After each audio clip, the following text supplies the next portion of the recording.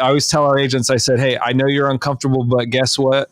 The way you look in person is the same way you look on camera, and the way you sound on a microphone is the same way that you sound to me when you're talking to me. So if you met them in person, you're going to look and sound the same way. So get over it. Everybody's uncomfortable. The more you do it, the more comfortable you'll get with it. You're not going to get there by putting it off.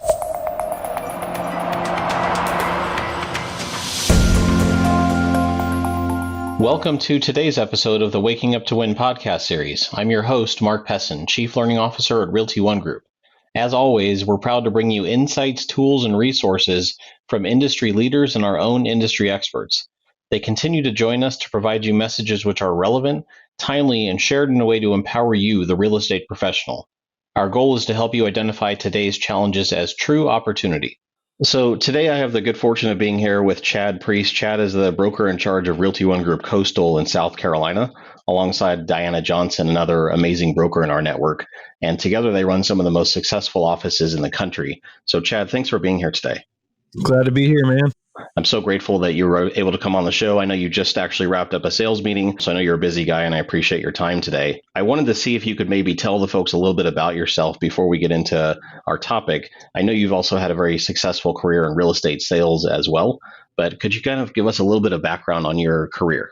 Yeah, I've been licensed to sell real estate for a little over 5 years. Got into the market. I actually had a tech startup with a good friend of mine for about 4 years. We chewed through about $3 million of venture capital and went out of business. So I found myself needing to get another job and feed my family. And real estate was something that I had some connections with. My father-in-law was in the business at the time as well. So I jumped into it. But my background prior to real estate was technology and marketing. Was the company, the startup that we had built was geared in the tech and marketing space. So I was able to carry over a lot of the experience from that into, how I approached real estate.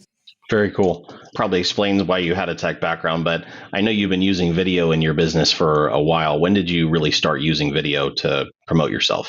Video is something I've always really been, going way back before I was into real estate. I just always enjoyed the power of video and the way that you can engage with people at just such a deep level with the right music and the right shots and the way that you can personally engage with people through video. So I've been doing video since 2010, as almost a prosumer level hobby kind of thing. And then when I got into real estate, almost 5.5, 6 years ago, there wasn't, video was still something that was kind of on the cutting edge, and a lot, people were talking about it, but not a lot of agents were executing on it. And I found myself getting into real estate, trying to compete against agents that had been in the business much longer than me. And I said, okay, what are some skill sets I have that I could leverage in video? I had a lot of gear at the time that I carried over from my other stuff. So I said, I need to use this gear and put it to work. So I immediately started doing a lot of property videos, back when I first started. And then I started using it to connect with local businesses, builders, communities, tell stories for my clients, tell my story to my clients, that kind of thing. So, it's been pretty much my entire real estate career at this point.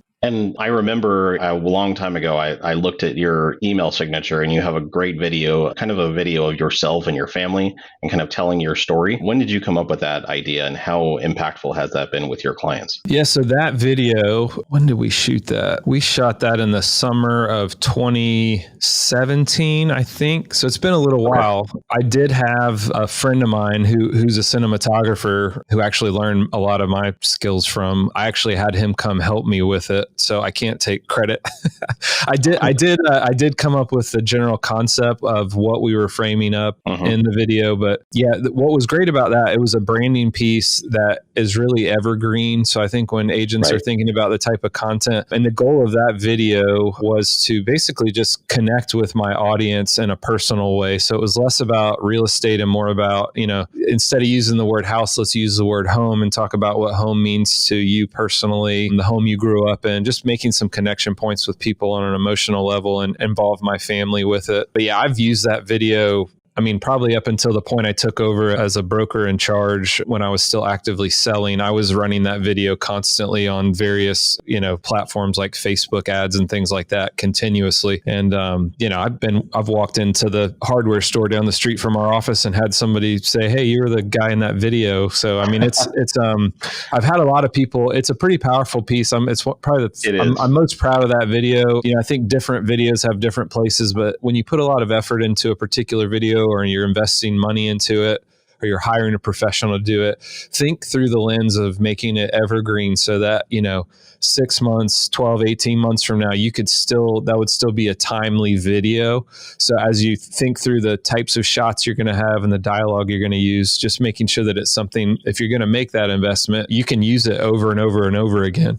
Yeah, I have to tell you, it was very impressive. It was very memorable. It definitely stuck with me. I'd love for our listeners to be able to check it out. Is that something that's still online that they could go see if they wanted to? Yes. I'll get you a link, maybe if I send you a link after this. So I don't know how you want to share that. I don't have it, like my personal agent page, I don't have anymore because I'm not selling now. So I used to have it on that site, but I can certainly send you a link I think I've got it on my Vimeo page. That'd be great. I can send you a link to it. Okay. So obviously video is something that you've been doing for a long time. How would you say your use of video has evolved now that you're in a different role and wearing a different hat?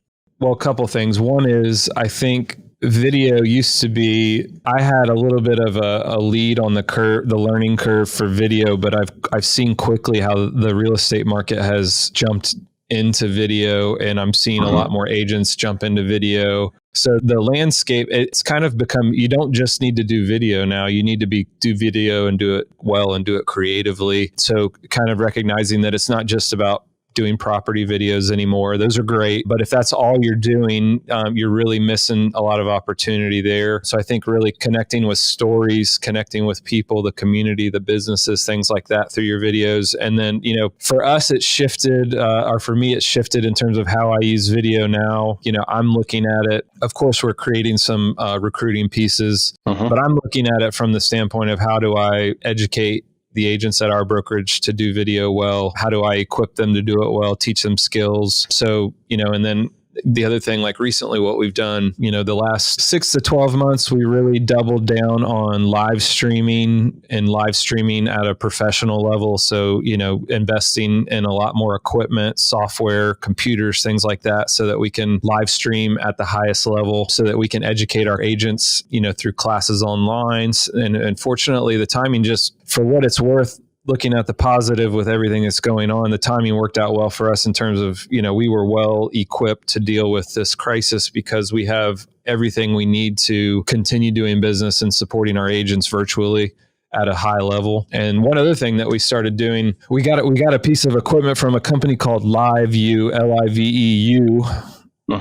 And it's a box that basically, it has multiple cellular routers built into it. And it combines the bandwidth of all three cellular carriers, so Verizon, T-Mobile, and AT&T. And I can take my DSLR with a professional audio rig and a professional stabilizer, and I can go out to a property with one of my agents, and I can pop my feed from my SLR audio feed into this box, and I can stream live to Facebook or any live platform in real time and do virtual walkthroughs with my agents, but they're crystal clear. The audio is fantastic. Wow. So one thing we've done for our brokerage is I've said, hey guys, I've got this equipment. I'm not going to charge anything for it. If any of you want me to meet you at a property, you got to do it. You got to be in it. I'll do a live walkthrough with you of your property and let you kind of do like a HGTV style walkthrough of the house. How cool is that? It's worked out really well. It's a cool, it's not for everybody. It's not cheap, but I will say it's been, again, just the timing's worked out well. So we're doing, a handful of those walkthroughs a week with our agents, and, the sellers really appreciate it. They're seeing extra effort from our agents. Sure.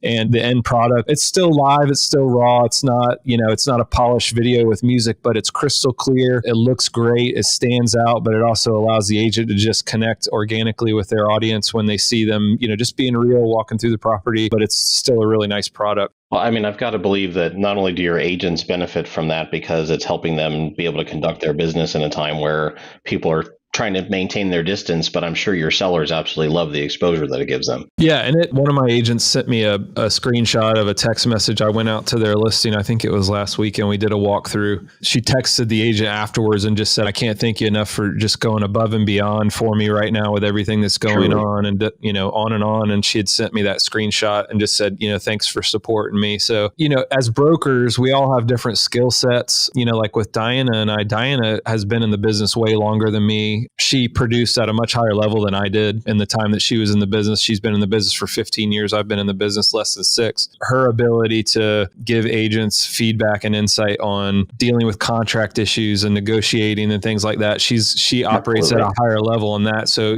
we complement each other in the fact that my role is really technology, marketing, things like that, and making sure the agents are supported in every direction between the two of us. Yeah, you guys make an amazing team. I mean, Kathy Baker and I are always talking about what an incredible team you guys are. Thank you. Thank you. Of course. So I guess the question that I would ask is for our listeners who are primarily real estate professionals, how would an agent get started? I think a lot of agents still have a fear of getting involved in video, certainly getting in front of a camera, although I do think that one of the other silver linings of what's going on right now is that a lot more people are getting in front of cameras, probably webcams more than anything else. But if an agent just wanted to get started in using video either to promote themselves or their property listings, what would be a good place for them to get started, and trying to be conscious of, their costs and not, looking for them to break the bank right now?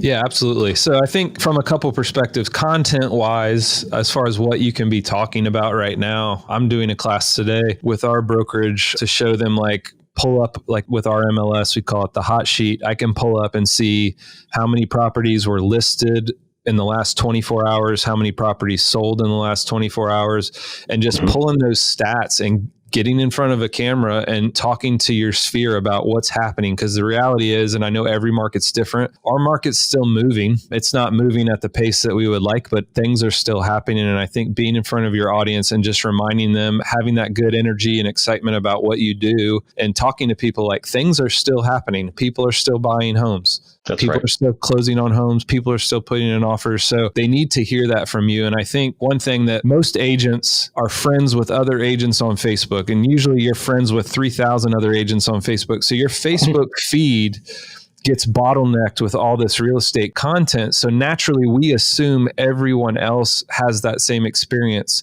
And the reality is, people who aren't in real estate don't see all the stuff that we see every day. So you have to remember, you're not just noise to them when you're talking about some of this stuff. You may be one of the few real estate people in their feed. So that's such a great point. Get in front of them with that energy, get in front of them with some positive statistics, things like that. As far as content, or as far as gear goes, it's gotten harder to get things right now as far as shipping and things like that. It's also, a lot of stuff is sold out. But if you're just getting started, and let's just say you got $200 to spend, the best camera is going to be your phone. Generally, if you've got a decent phone, go pick up a gimbal. If you've got a couple $100, DJI Osmo 3 is the current one. I think it's $129. So that's going to stabilize your phone for you.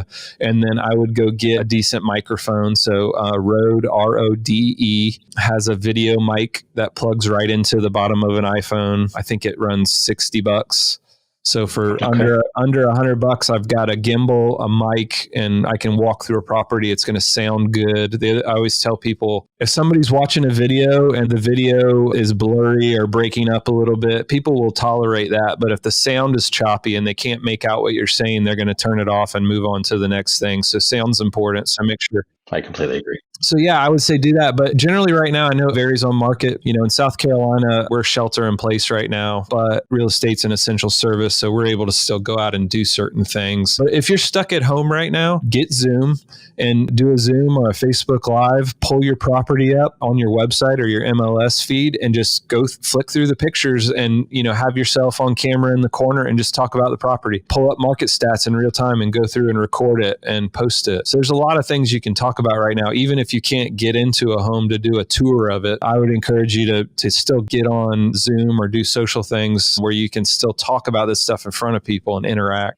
That's great advice. And obviously you're a huge proponent of video, but for agents that maybe aren't using it right now or aren't using it extensively, what impact do you believe that video would have on an agent's business if they adopted it? So I think what you have to remember is the most intimate way we can engage with somebody is face to face. And outside of that, the next best thing is video. You can talk to somebody, you can text them. I always tell agents, if I send you a text message and you read it, you will by default assign a tone of voice or an attitude to that text as you read it, and it may or may not be correct.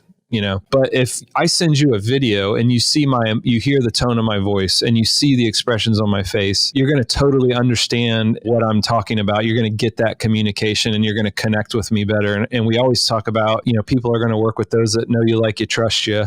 And to get to know you, to get to like you, and to get to trust you, they're going to need to see your face, hear your voice. You got to get in front of people right now with video. I think, like you mentioned before, the silver lining here, I think a lot of people that were hesitant before are, they're kind of getting squeezed to the point where they're like, I got to try it. I always tell our agents, I said, hey, I know you're uncomfortable, but guess what?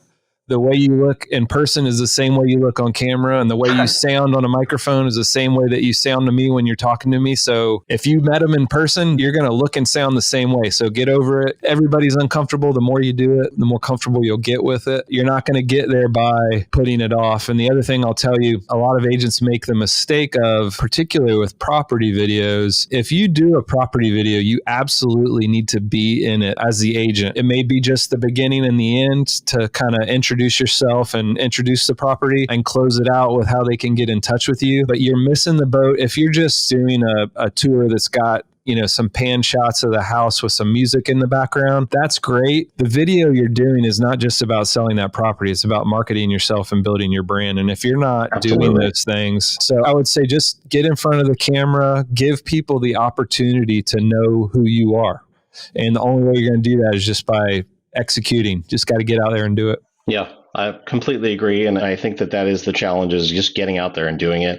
I know that there's that reluctance. I think it's no different than maybe the call reluctance that agents have to call customers, but the more you do it, the easier it becomes. So I appreciate the advice. And the last question I have for you, Chad, is if an agent is looking for some resources or some guidance or some training on video, is there anything online that you could recommend or places that they could go to maybe get some inspiration?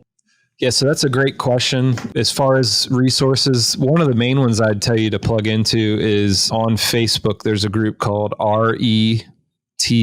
It's just a real estate group for people that do video. It's a big group. It's one of those groups that's got, 7,000 people in it. If you want to get some ideas, I always say about video is be you. So be careful to copy what other people are doing if it doesn't line up with who you are. So use it for inspiration, but don't just necessarily copy what other people are doing. Try to look at what other people are doing and approach it from how you could leverage that, but in an authentic way. So, but RETV is probably the main one that I would check out. And the thing I like about that group is there's people from, agents that are posting the first video they've ever done to guys that have $30,000 production team for a, $12 million listing in Orange County. So you get to see a lot of different stuff, right? The other thing I wanted to mention, going back to our previous conversation, was one thing that I think is very powerful right now. We talked about it on the town hall that we did, but the consumption of live video is up over 50% right now from a viewership standpoint. And the reason for that is live video allows the viewer to engage and participate in real time. And if you think about how lonely a lot of folks are right now at home, not being able to go anywhere, they're hungry for engagement. So when you go live, you're providing an opportunity for people to engage. So you need to look for opportunities to go live. If you are not comfortable going live, you can go live on Facebook to your own page and have it set so that it only broadcasts a live stream to you. So if you want to go live and practice, you can set it up when you go live to just go on to the only me setting. So you can kind of do a couple dry runs of a Facebook Live and practice it without the fear of other people seeing you fumble around, which again, you're probably going to fumble around when you really do it. And that's totally okay. It actually makes the live better. But anyway, I just wanted to point out, if anybody wants to practice live video, you can do that prior to doing the real thing. That's really cool. I just learned something. I didn't even know you could do that. So that's very cool. What a great little way to get them in there and get them to start practicing. Yeah, I do. Anytime we get new tech toys or anything or new graphics I'm trying out for live feeds, I'll practice our show. We do a lot of Facebook Live at a high level, but I mean, I had a goof up today at our sales meeting with, 70 something people watching, but it's just the way it goes. It's technology. Yes. I will tell you one And you're thing. human. Yeah, absolutely. And the thing is, this whole situation that we're in right now, I think people's margin for kind of understanding and grace when you have these tech goofs is much broader than it ever has been before, because we're all dealing with it, right? Everybody's on these awkward Zoom calls and things like that. Just don't be afraid to get out in front of your audience, make mistakes, learn from them. You'll get better, but just be yourself. That's what people are going to connect with. Chad, this has been fantastic. Thank you so much for sharing this with us. I could probably talk to you about this for a couple hours, but I want to be respectful of your time. And I know you've got a lot to do, but I'm excited because I know you're going to be coming back and doing some more agent town halls for us in a couple of weeks, talking specifically about video. So for those that are listening, please stay tuned to our agent town hall meetings, because Chad's going to be sharing a lot more of this stuff with us. So Chad, thanks for being here today. It means a lot. And I look forward to talking to you again very soon. Appreciate it, Mark. My pleasure. And of course, a big thank you to our growing audience of podcast listeners. Thank you for staying connected to us and to each other. Remember, my friends, by working together, we will achieve greater success faster.